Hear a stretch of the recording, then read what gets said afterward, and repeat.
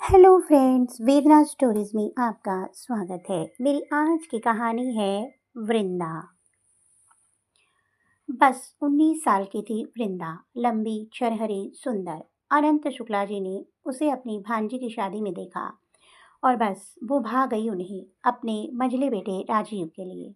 फिर क्या, जिनके घर विवाह में आए थे उनसे वृंदा के घर परिवार का पता ठिकाना पूछकर एक दिन सुबह सुबह अपनी बड़ी सी गाड़ी में जा पहुंचे। नमस्कार तिवारी जी, मैं अनंत शुक्ला कानपुर से आया हूँ। मेरी बहन की बेटी की शादी में आप सबका परिवार मिला था।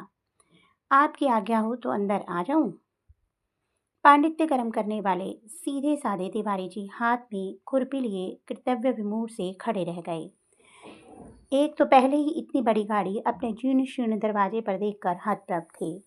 उस पर शुक्ला जी इतने वाचाल कि सामने वाले को बोलने का मौका ही नहीं देते। खैर, तिवारी जी हाथ की खुरपी वहीं क्यारी में छोड़कर जल्दी से उल्टा पुल्टा हाथ जोड़कर नमस्कार की मुद्रा में आ खड़े हुए शुक्ला जी के सम्मुख। फिर परिचय का आदान प्रदान हुआ और आने का औचित्य सुनकर तो तिवारी परिवार अपनी औकात से बढ़कर स्वागत सत्कार में जुट गया। अरे भाई, घर बैठे बड़ी बिटिया के लिए इतना सुंदर संबंध आया था, कोई मामूली बात थोड़ा ही न थी।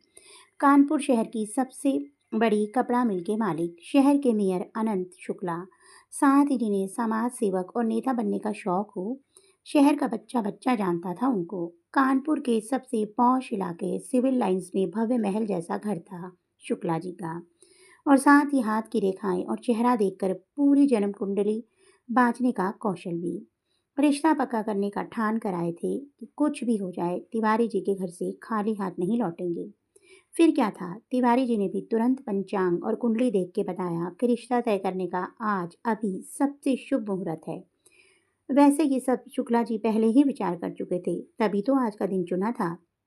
बस तुरंत ही वहीं बगीचे से फूल, तुलसी और कुछ लेकर 1000 रुपये रख वृंदा के आंचल में डाल सिर पर आशीर्वाद का हाथ रख दिया और बोले, तिवारी जी, मेरा बस चले तो वृंदा बिटिया को अभी अपने साथ लेता जाऊं, पर मेरा इतना उतावला होना ठीक नहीं है।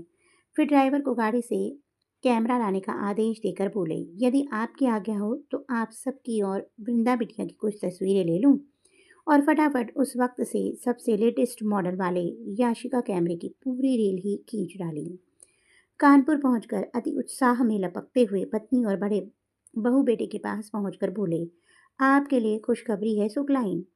अनंत जब बहुत खुश होते तो कल्याणी को शुक्लाइन कहकर बुलाते थे।